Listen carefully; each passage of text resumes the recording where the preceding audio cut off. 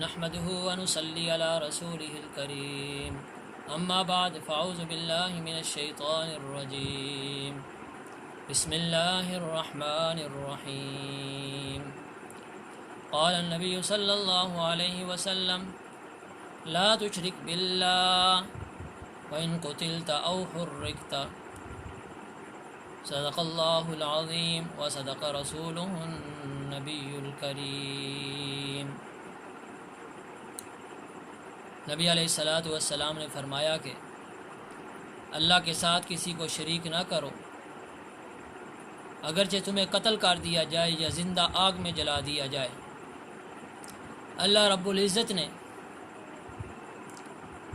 مشرکین کے بارے میں واضح طور پر قرآن کریم کے اندر فرمایا ہے انما المشرکون نجس، بے شک مشرک لوگ پلید ہیں، نجس ہیں۔ اور کفار کے بارے میں، کفر کے بارے میں فرمایا فاجتنبوا الرجس من الاوثان، بت پرستی جیسی شرک کی گندگی سے بچ جاؤ۔ اور اسی طرح نفاق کی مذمت کے بارے میں ارشاد خداوندی ہے انہم رجس ومأواہم جہنم، منافق لوگ گندے ہیں، ان کا ٹھکانہ جہنم ہے۔ الغرض کافر، مشرک اور منافق پلید ہیں، ان کا جسم پلید نہیں ہوتا بلکہ ان کا دل و دماغ اور روح پلید ہوتی ہے۔ ان کا ظاہر پلید نہیں ہوتا بلکہ ان کا باطن پلید ہوتا ہے۔ ان کا قالب پلید نہیں ہوتا بلکہ ان کے قالب کی اندرونی ساخت جو ہے وہ پلید ہوتی ہے۔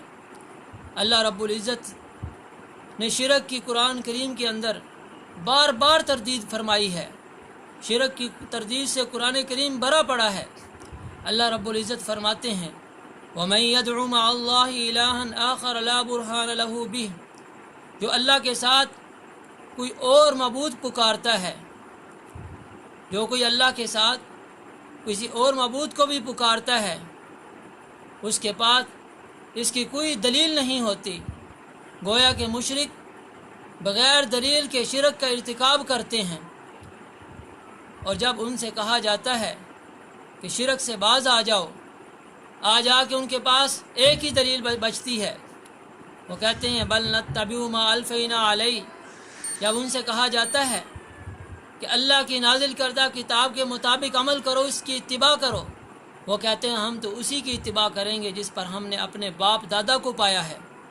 تو اللہ رب العزت نے فرمایا وَلَوْ كَانَ آبَاؤُهُمْ لَا يَعْقِلُونَ شَيْئًا وَلَا يَهْتَدُونَ، اگرچہ ان کے باپ دادا کچھ بھی سمجھ نہ رکھتے ہوں اور وہ نہ ہدایت پر ہوں۔ یعنی مشرک کے پاس نہ عقلی دلیل ہے اور نہ نقلی دلیل ہے۔